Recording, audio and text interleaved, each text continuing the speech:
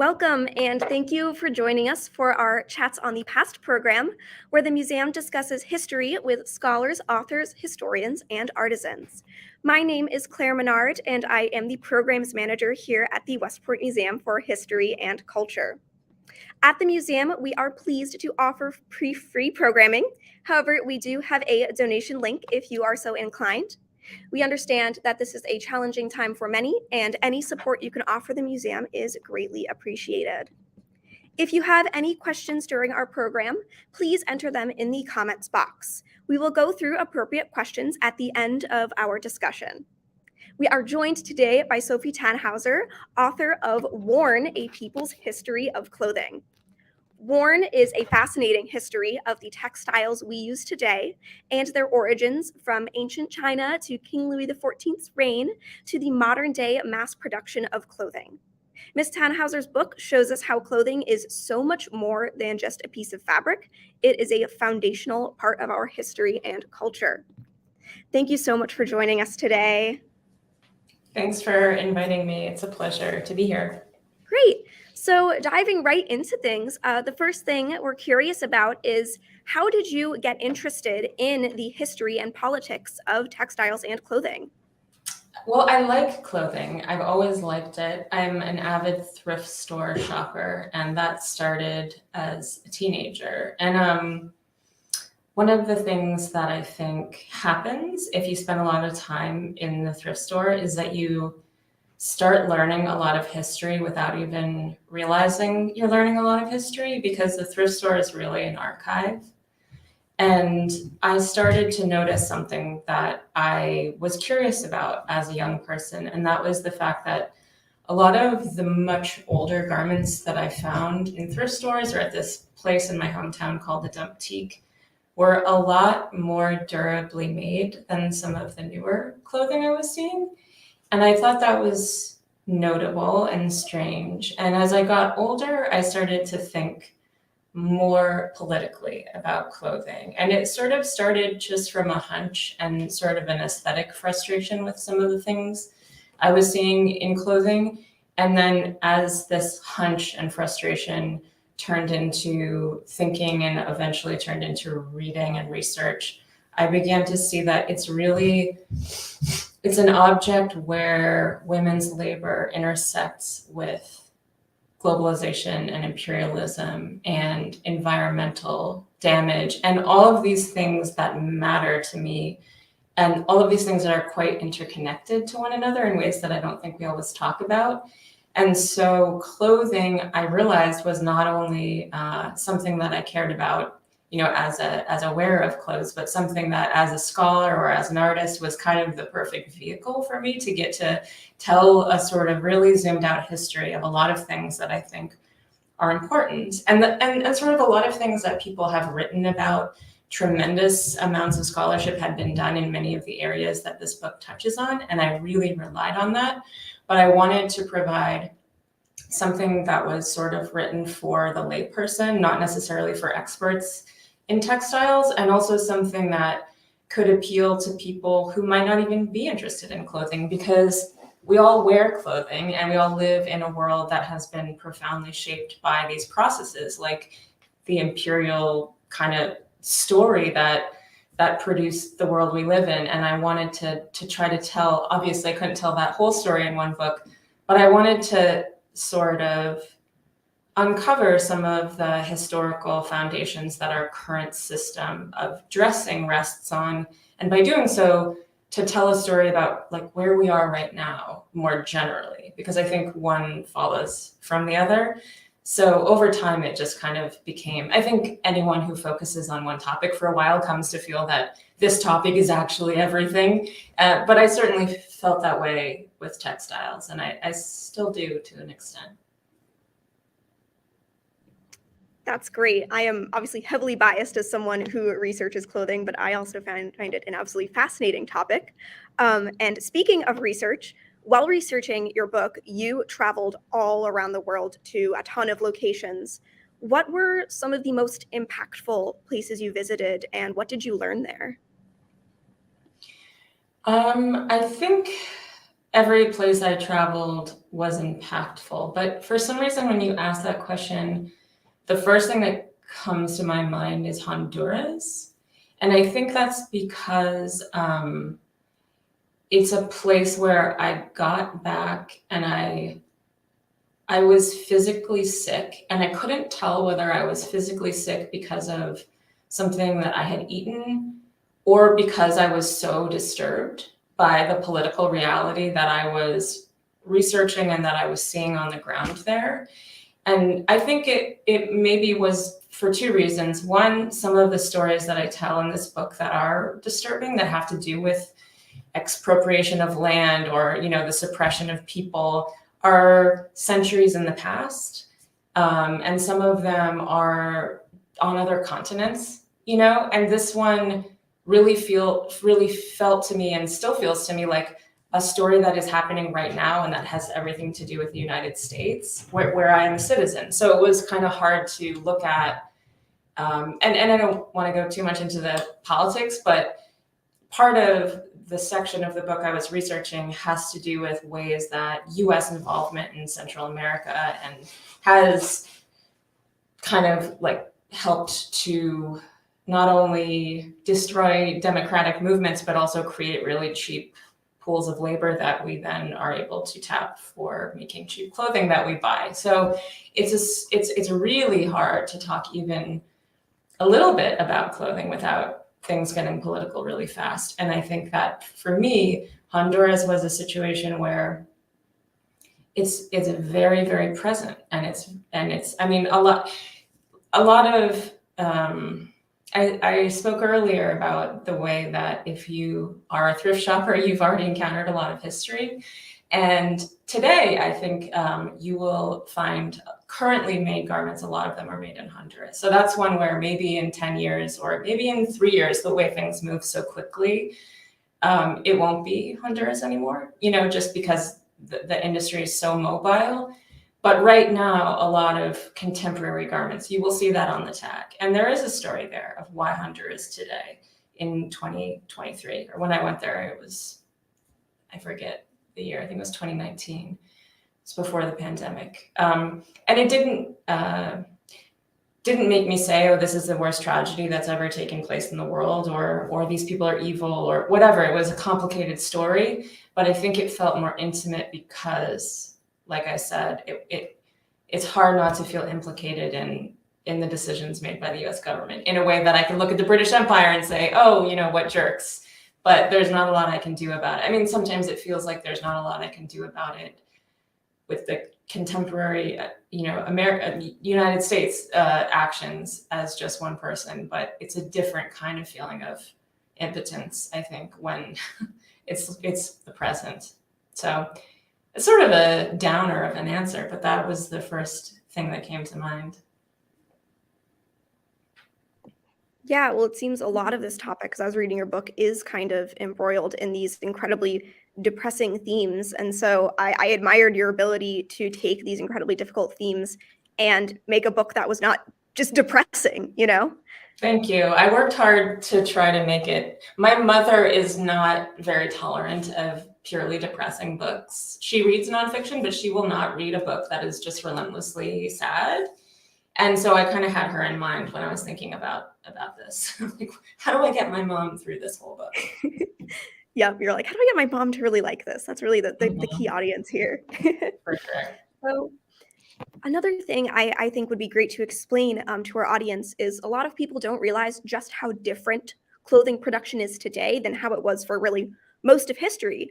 So I was wondering if you could paint us a picture of what the process of making clothes and textiles would have been like pre-industrialization. That's a good question. I mean, it took a lot of time. That's the first thing I'll say. I think the first thing I'd like to point out, because to people who don't spend a lot of time thinking about clothing, this might not be intuitive, but textiles are ultimately an agricultural product.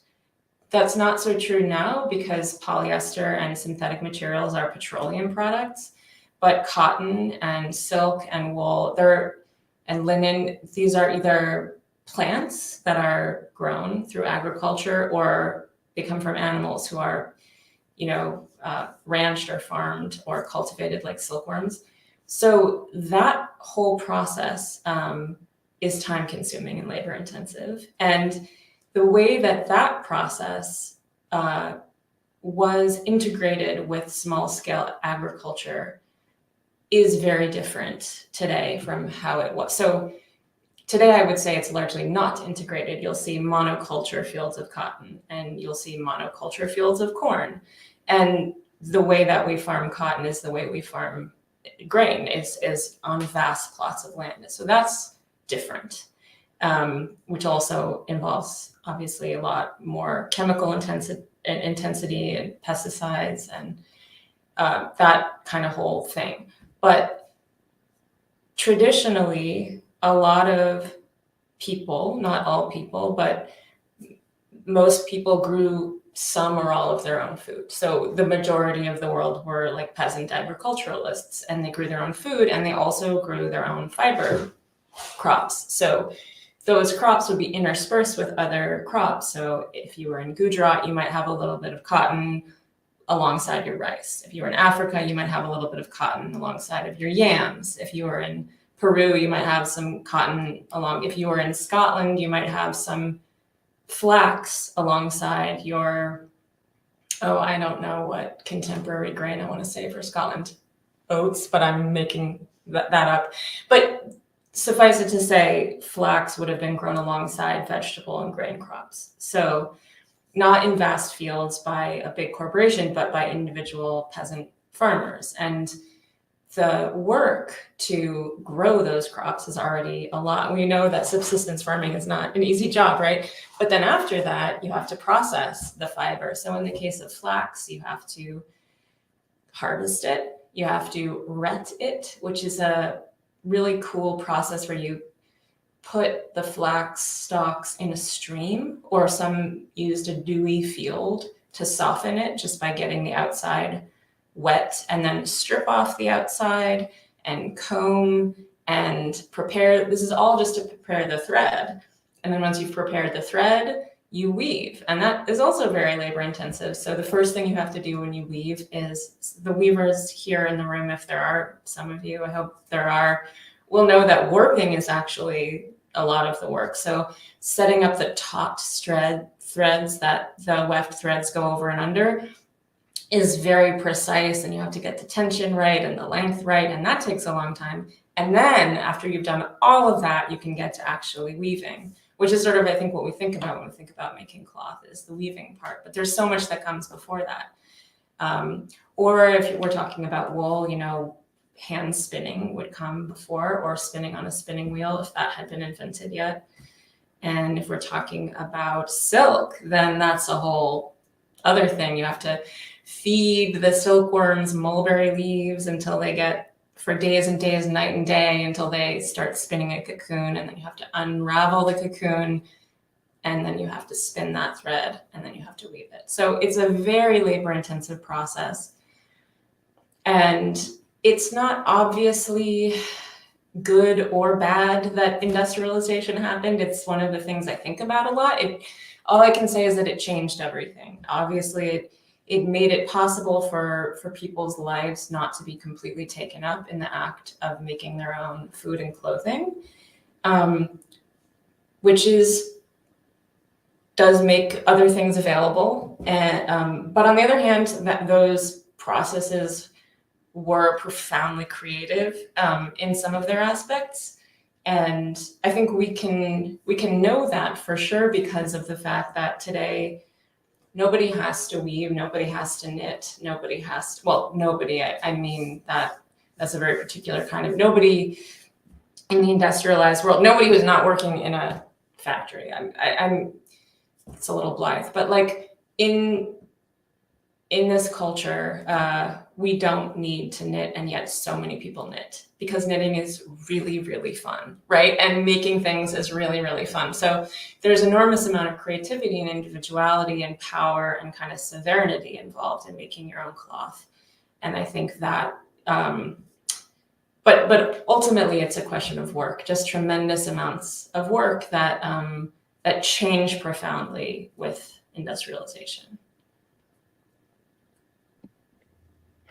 Yeah.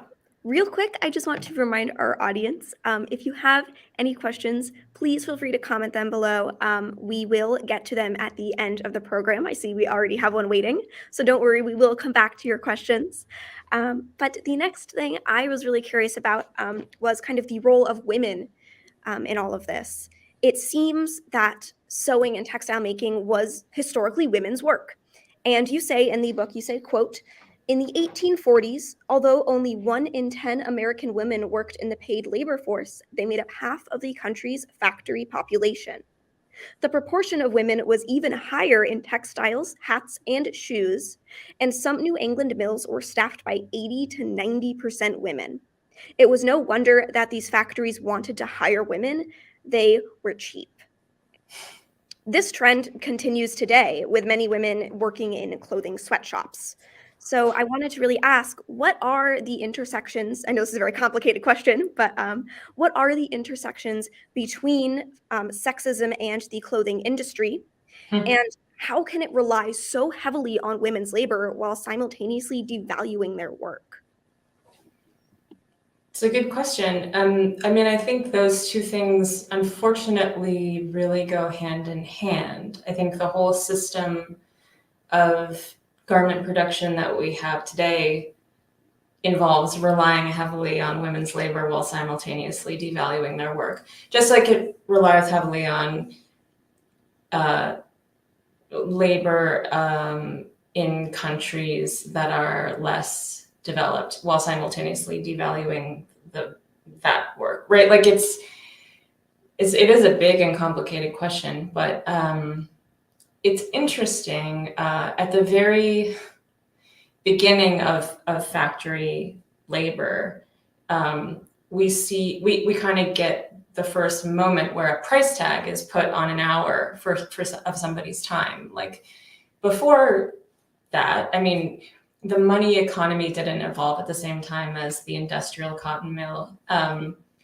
But there's a way with when factory labor becomes the norm, we can suddenly see like the dollar amount of an hour for one person versus another person. And from the beginning, yeah, a woman's hour or a child's hour, because children were a major part of the early industrial labor force, was just half as much. And that was just because that was what, the boss said. But there are reasons why the boss could say that. And the boss could say that because women had, as I think you alluded to, less cultural power. And the reason they had that was because there were legal restrictions on what they were and were not able to do. So they couldn't own land, they couldn't work in most professions, they couldn't acquire capital. So women had been kind of, and I don't want to get too convoluted, but one of the things I had to do when I was thinking this question through in the book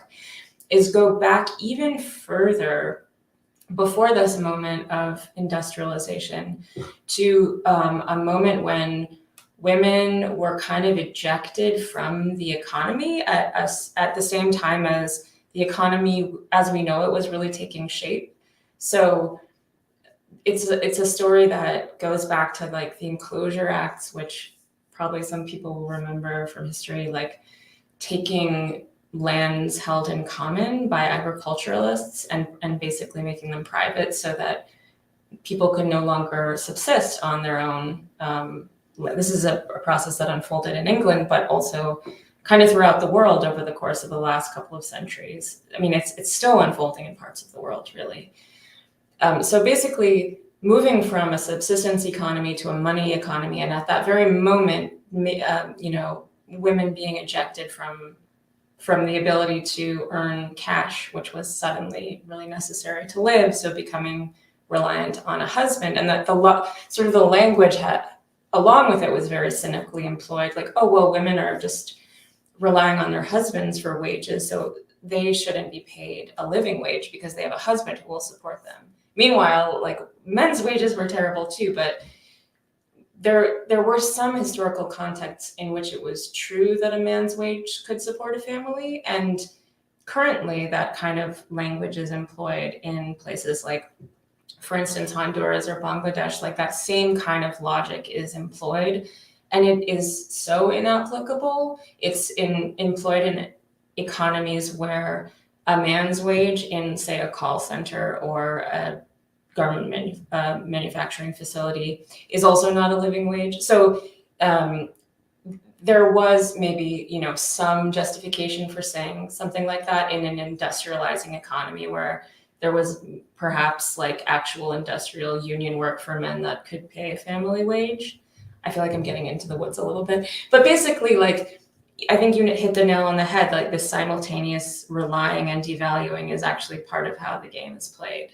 It's find whoever is culturally most vulnerable and extract as much labor as you can from them. And that's still how textiles and garments are made. It's like not just in one country anymore, it's scanning the whole world for the most vulnerable pool of people and then finding ways. And this has been made possible by a global system of trade, and trade law that makes it really easy for factories to scan the whole globe and find a vulnerable pool of people and use them precisely because they are vulnerable, and because that vulnerability makes it possible to pay them very little. So going back to the mid-19th century, there really was no way to make a living as a woman except for basically to be a prostitute. So if your choices are prostitution and working in a sweatshop, like, it's not like, oh, prostitution or working in a sweatshop or become a lawyer, like, that's a very different calculus, but it was precisely because of their vulnerability that they were cheap.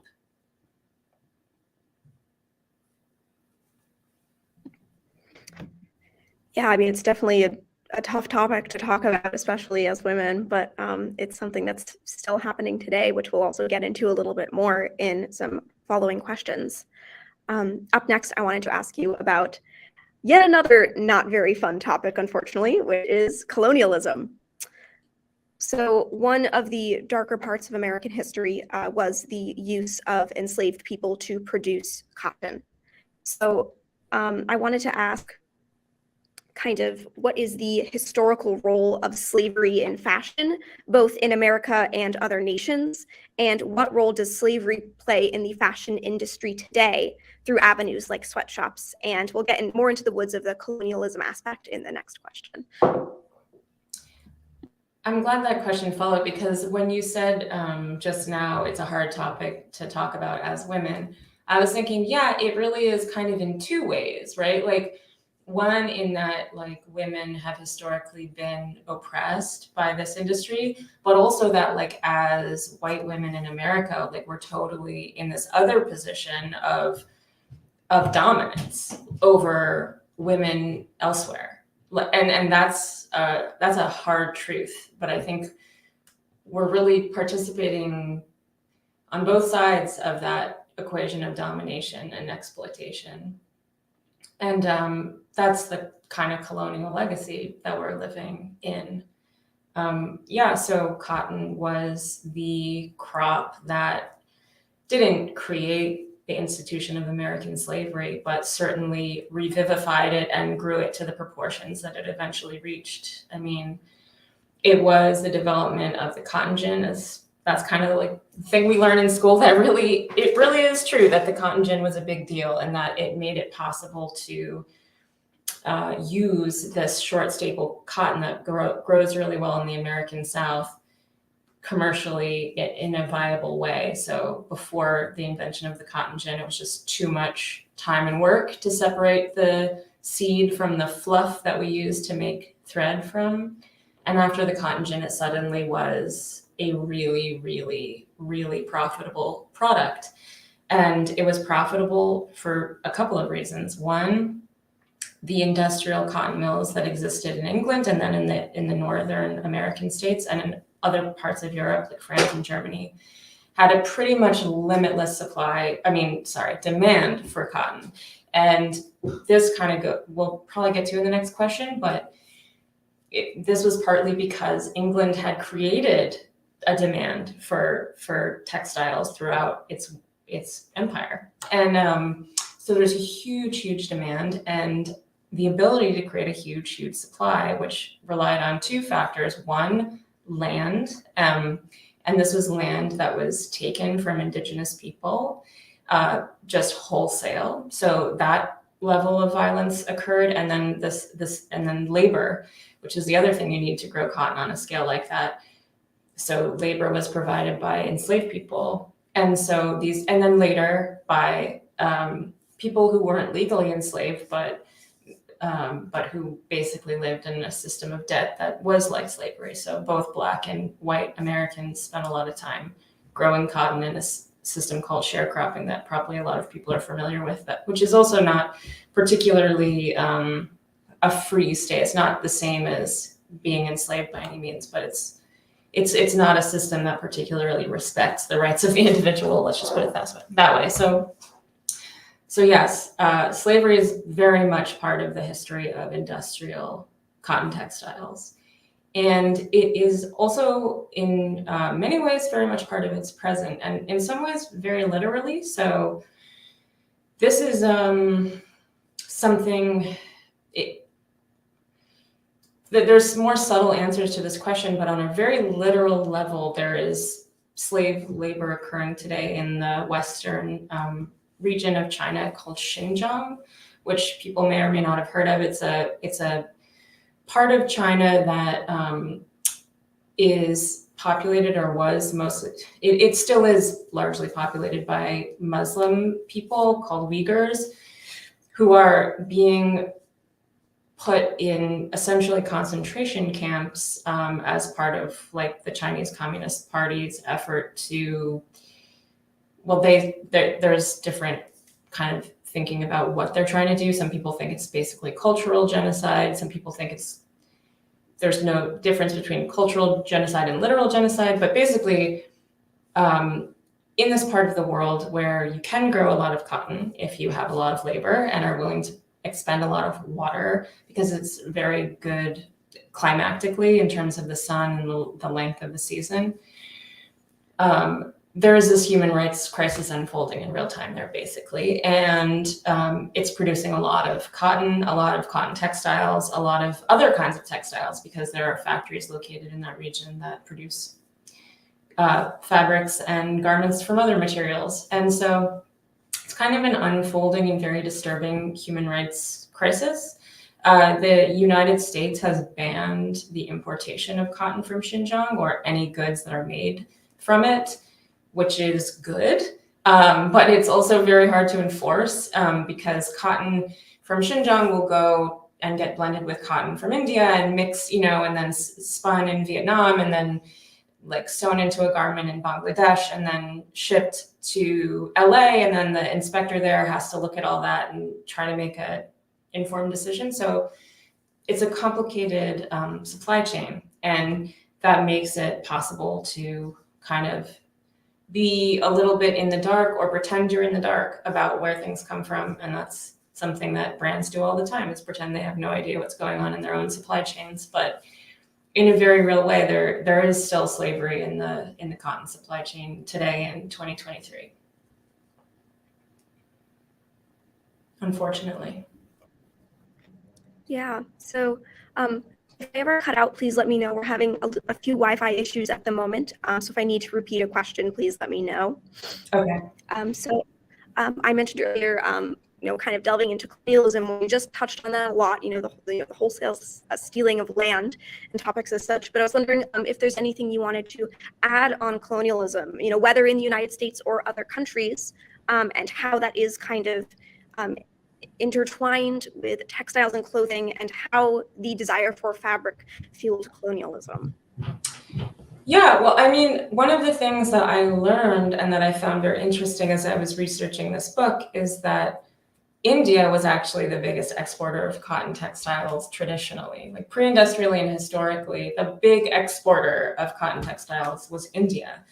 They had like incredible patterns, incredibly fine techniques, an incredibly highly developed system of manufacture that was based in local networks of highly skilled artisan professionals that produced like these dazzling textiles that were sent to Rome, and like they were creating just massive amounts of really like gold in India, really, because people wanted this textile so much. Like there's these historic accounts of Romans complaining that Rome is being drained of its gold because of the desire for these textiles.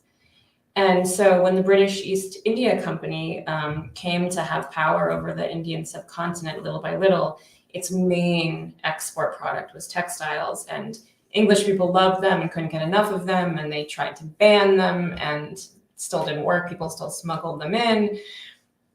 And then ultimately what happened was the Industrial Revolution happened. So they found out in England that they could make cotton into thread using a machine, and then weave thread into textiles using a machine.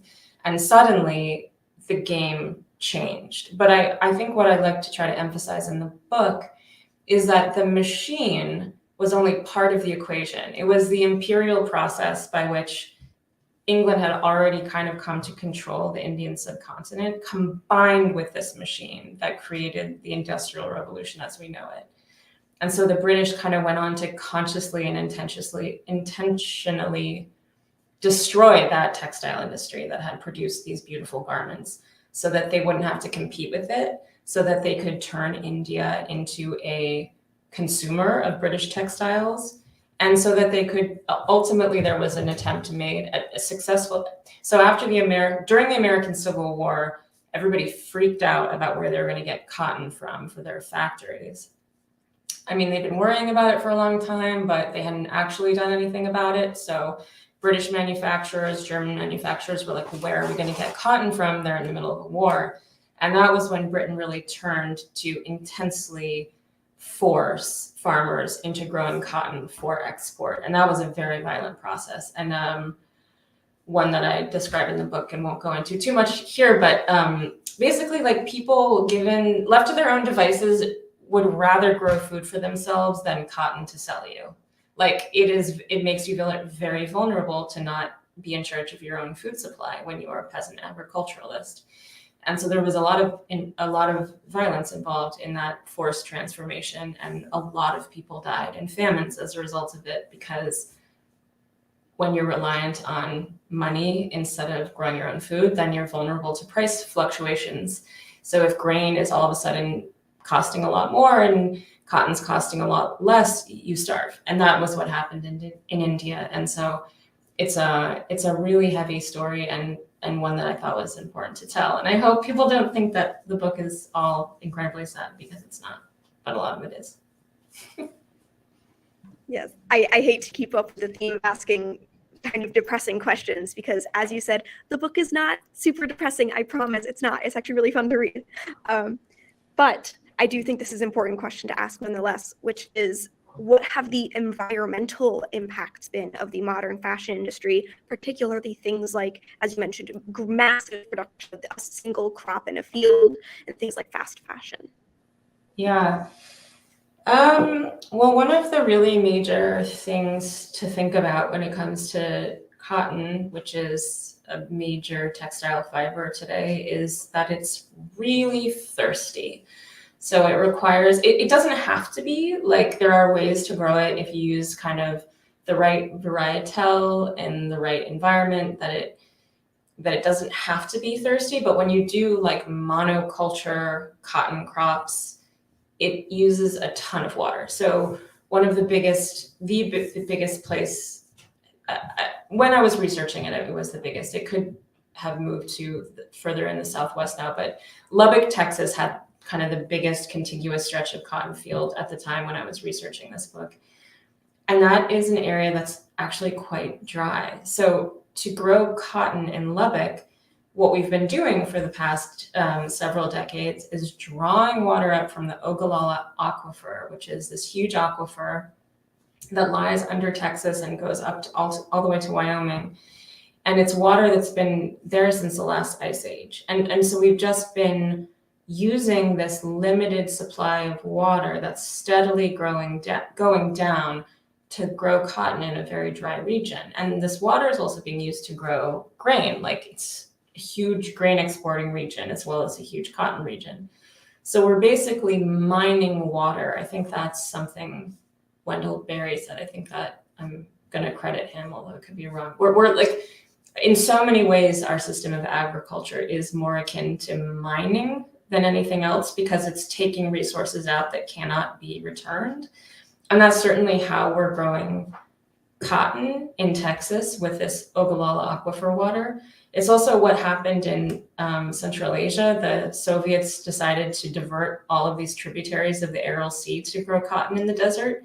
And the Aral Sea doesn't exist anymore. It's like a hypersaline pool where there used to be a sea. So it's not like, ha ha ha, maybe sometime in a few centuries this will be a problem. It's like the Aral Sea is gone, because that's what happens when you try to grow cotton in the desert. And we're still trying to grow cotton in the desert. In Xinjiang, they're trying to grow cotton in the desert. So a lot of the time, these decisions, they're environmental decisions and like they're social decisions, and it's all connected. Like who's expendable? What populations are we willing to say, you don't really need water. You don't really need to live here in this place that you've been living. So that's sort of the calculus that's made in these decisions. So water is a big one, but I think you alluded to, well, maybe not, but basically, yeah, they're very chemical intensive industries as well. So whenever you grow something in a monoculture, you have to use a lot of pesticides because every crop is just exactly the same as the one next to it. So if a bug comes along that really likes that crop, it's just going to have a field day, literally. So because of the nature of monoculture, you need a lot of chemicals to control insects. And that's, something we could spend a whole other hour on, but there's just a lot of known carcinogens being used really wholesale in America today, like stuff that's banned and been banned for decades in the EU. Like we're just still dumping it on land in Texas because we need to in order to keep doing what we're doing. So that's the story with growing cotton, and then I won't really get into as much detail because I don't want to take up the whole time.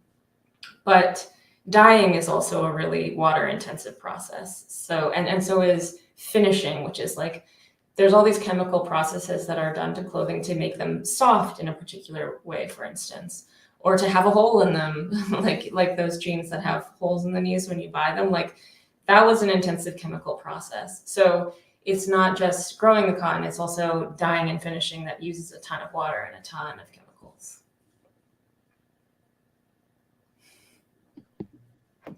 Yeah, so once again, pretty heavy stuff, really. But I'm going to turn things around for us. I'm going to not keep asking you all these very heavy questions, and I want to actually bring things to a more local perspective really quickly. So our museum, the Westport Museum, is located in, as you might guess, Westport, Connecticut. And Westport is known as a very wealthy town where you are likely to see a variety of pricey designer handbags and high-end shoes when you walk down the street. So I was wondering if you could provide some background on the rise of designer labels and also include your thoughts on whether costly brand names really indicate better quality. Sure. Yeah, so there's this story I really like about Paul Poiret, who was a Parisian designer in like the early 20th century, and he came to Manhattan. I think it was in the 20s that he came for the first. It might have been in the 10s or even like as early as 1909. But basically he needed money, and so he came to America because that was where a designer could make a lot of money in this new phenomenon of mass fashion. See, up until the mid 19th century, there was no such thing as a mass-produced garment, right? And that was a product of the combination of mass-produced fabric and then the arrival of the sewing machine, which is a story I tell in the book, The Invention of the Sewing Machine. So once you have those two factors together, you can have mass-manufactured fabric, mass-manufactured clothing using the sewing machine. You can make clothing that isn't tailored to an individual body, which was the traditional means of making clothing, either because a tailor made it or because somebody made it for themselves or a member of their family or community. So with the rise of mass-produced clothing, which happened in the United States, came the rise of the brand name, and also really the rise of advertising, which is a kind of simultaneous development, really. Like, these are both things that happen in New York in the 1920s, and they have a lot of kind of synergy together, because what early advertisers are realizing is that their number one job is to make people feel that all of the dissatisfaction they feel for their daily lives, for their work, for their spouse, for their, for the monotony of industrial labor, if that's the kind of work they're doing, or for being a housewife, that all of that dissatisfaction can be successfully resolved by buying something. So maybe it's a washing machine or a refrigerator, or maybe it's an item of clothing. And so advertising really early on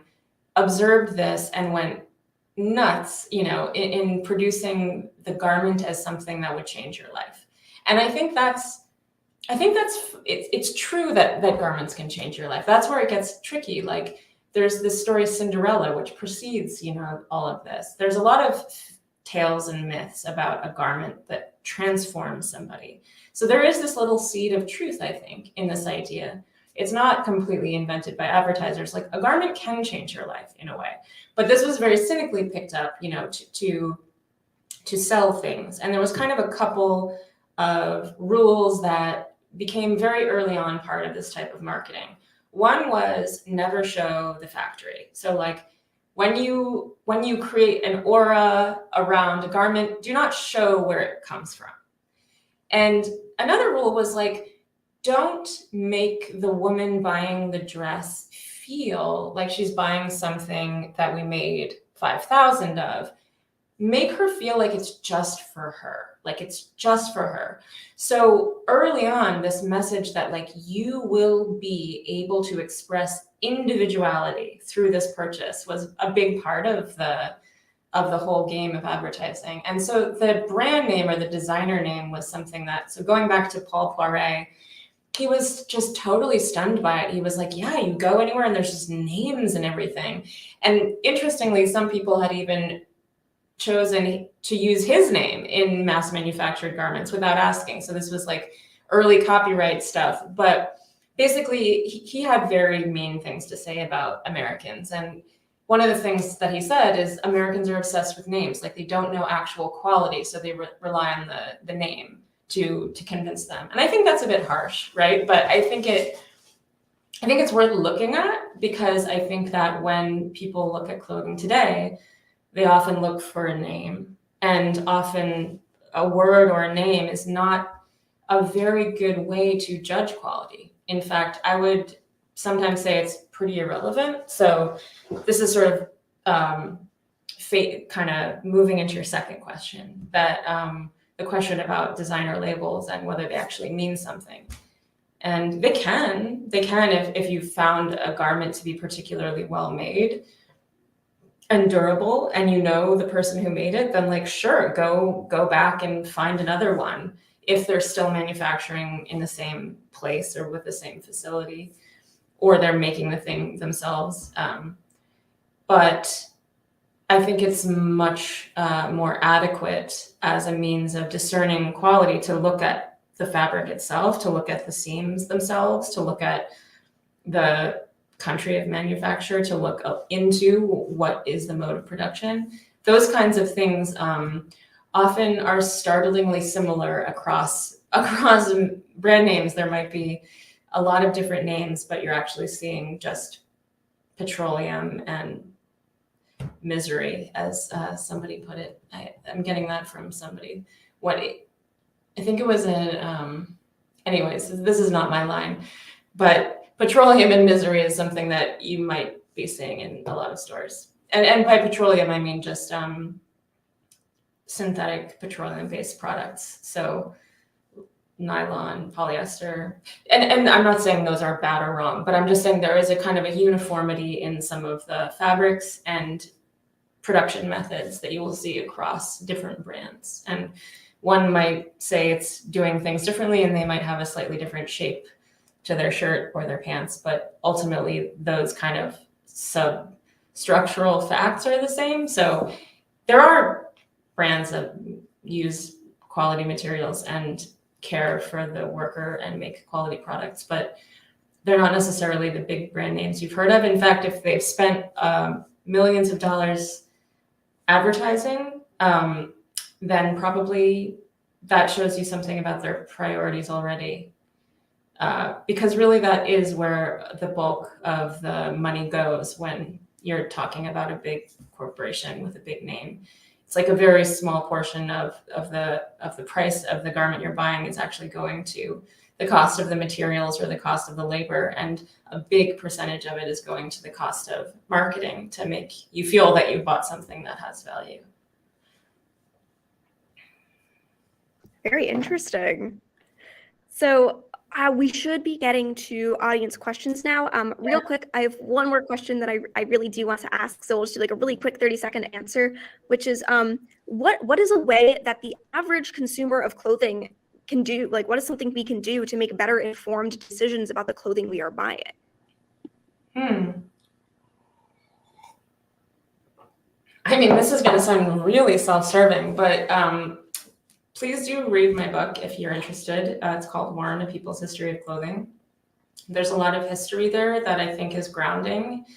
But if you're not, well, I think looking at the history is actually quite important. I mean, of course I feel that way. That's why I wrote the book, right? So that's like, just a general process of educating oneself, I think goes a long way to start thinking, because these supply chains, like I said, are extremely opaque, and getting caught up in just like, oh, is this country or that country okay, could be maybe exhausting. But I think generally starting to think a little bit more about the origin of the fabric and the garment is a good start. And then I think one thing that can be very pleasurable and can help to build connections is people might be interested in looking around their communities and finding who in that community is making garments, or is knitting, or is selling wool to knit with. So like pretty much everywhere in this country, if you open your eyes and kind of look with a certain lens, you'll find people making clothes. And it seems like we don't have the industry that we had in this country by any means. That's a big part of the story I tell in the book, but there is an incredible amount of creativity happening on the level of small artisans, small companies, individual craftspeople, some making things for themselves, some making things for others that they sell, or making things just for their loved ones. So I think just like starting to look around in our own hometowns at what is already happening with, and that's a way too that, like, if you haven't thought a lot about the labor involved in making clothing or in making textiles, learning about it through people in your community that are engaged in that kind of work will automatically help you understand that it is a lot of work, and it is always people making a garment. So I think some people think like shirts just come from machines, but they don't. You cannot make a shirt with a machine. If you could, that's what companies would be doing, but it's very fussy fabric and it needs a human hand. So somewhere, some person made your shirt, and understanding the amount of labor that goes into making a shirt, I think will automatically start to give anyone a sense of like what should be priced in to the cost of that shirt. Yeah, I think that's great advice. And I don't think it's self-serving at all to say you should read your book, because I agree. I think everyone watching should read the book. It is very informative. So we only have about 10 minutes left, and currently we have 3 audience questions we want to get to. So I'm going to dive right into that. So the first one we have here is from Kate, which asks, how has your relationship with clothes changed after you have completed writing your book? P.S. I really enjoyed reading it. Thank you so much, Kate. Could you read that again, because you did break up a little bit? Yes, I'm so sorry. I see it on the screen. Never mind. How has your relationship with clothes changed after you've completed writing your book? it kind of hasn't. It kind of it has and it hasn't.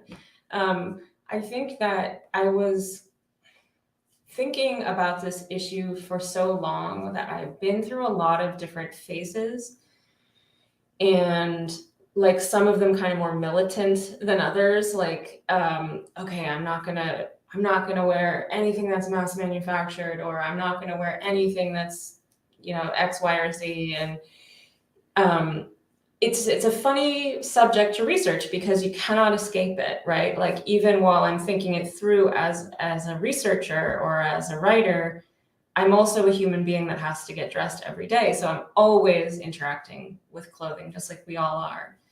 And I think that, I mean, I will never look at a Made in Honduras tag in quite the same way. Like, I will think about my experience there. I mean, I'll think about individual people who I met as well.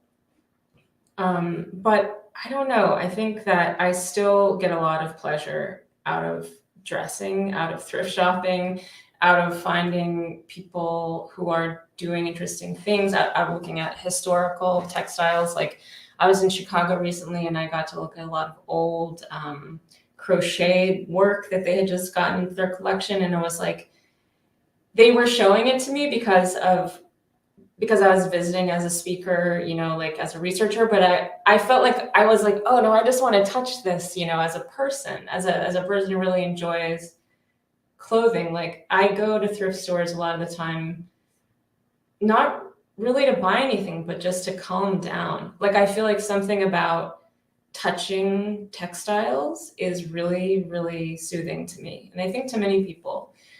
So in a way, I think I'll tell you one thing. I have a lot less anger. I had a lot of anger that I was carrying. And I think I worked through it as I wrote this book.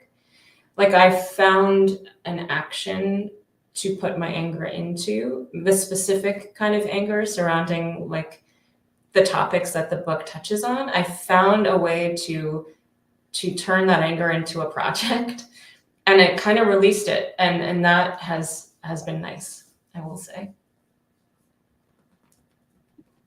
All right, up next, we have a question from Victoria. I will just put it on the screen and let you read it here in case I cut out. Here we go. I'd be interested to hear your thoughts about the reclamation of women's work and the rise in popularity of textile art, e.g. embroidery on Etsy, quilt artists like Bisa Butler. I'm not familiar with that particular artist. But yeah, I mean, I think it's very cool. I mean, it's a broad like field and world, and maybe not like every single project would I be enthusiastic about, but broadly, I think it's very cool. One of the things that I was getting into a couple years ago was Hungarian textile artists, women in particular, and I kind of there's just such fascinating textile art from that part of the world, and I kind of did a little bit of a deep dive and spoke a lot with this scholar Kata Balazs or Balazs, I think, about some textile artist who in Soviet occupied Hungary, like, it wasn't really acceptable to do minimalism. Like, Soviet aesthetics demanded something very particular. You couldn't do like abstract design or was politically suspect, but you could if it was textile art, because like that was just seen as like not really art, kind of, it's just like, oh, it's just, it's fabric. So there were a lot of women who were doing like really interesting work that was like really in conversation with things that were happening in the Western like contemporary art scene in textile art. And at the same time, like they were kind of using the fact that this art form was sort of like seen as less than to their advantage, which I think is quite interesting. But they were also like trying to raise textile art to the status of an art. And I think we're largely successful. And like that whole thing in the 70s with textile art in Soviet Hungary and Poland, in the US, like, is a period that I find so cool. And And I think you're right that it is something that's really happening today in a big way. And I mean, I'm all for it. I'm all for kind of trying to rewrite the story of what has value and what doesn't, and what's art and what's not.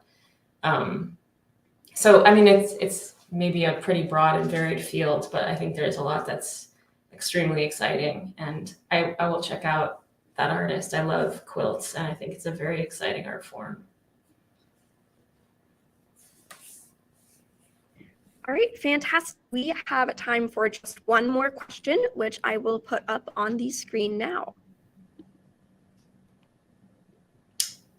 What do you think we will see in the future if we continue on the trajectory of fast fashion, large-scale manufacturing, and fast consumption practices? What needs to change to stop this trend? Good question. If this were a face-to-face talk, I think I would turn it around on you, Kate, and ask you what you think, because it's such a big question. And I don't have the answer. I think maybe I have part of the answer, and I think maybe we all kind of have part of the answer. But I would actually really love to hear what you think. I don't know if you can answer it, but I mean, I think that just on the very basic fact of water that we were talking about earlier, like the Ogallala aquifer will disappear, right? Like, just that's something that's very easy to quantify. If we keep using water to grow cotton with the Ogallala at the rate that we've been, like, it will just be gone. It will not exist anymore. And I think that might be kind of a good little metaphor for just a lot of the, environmental resources that are limited, that we're using as if they were not limited. And I don't know whether it's just going to be about like using things up and then, well, we're going to have to do something different because it's kind of game over with that water source, or whether there will be some sort of change that comes just from an impulse towards justice or towards sustainability. But I don't have the answer. I think consumer awareness is a little part of the answer, but I don't think it's the only thing. I think that a lot of what created the situation was a series of decisions by states, actually, by like the State Department, and like trade negotiations that happened on a global scale. So on some level, I think these are issues that do need to be kind of worked out at the level of the state. And there's obviously a relationship between the consumer and the citizen and the state, and also the corporation, right? Like, is kind of the middle player that, if anything, I think bears the most responsibility for what's happening and how people and land are being used. So who has the power to change the circumstance? I think it's all three of those levels, like the citizen, consumer, the corporation, and the state. And how to get, one to act or the other to act. Like, I don't really carry that answer. I think it's a very big political question, but I do think it's something that a lot of people need to be involved with simultaneously. So we did get a response from the commenter. Unfortunately, we are out of time, so I'm going to just put it up on the screen and you can read that. In the meantime, I just want to thank our audience so much for joining us today. If you would like to get your very own copy of Warren A. Peoples' History of Clothing, please visit bookshop.org to support independent booksellers. So thank you so much, Ms. Thanhauser, for joining us today and telling us about your fascinating work. And thank you again to our audience for joining us. Thanks so much for having me, and thank you all for coming.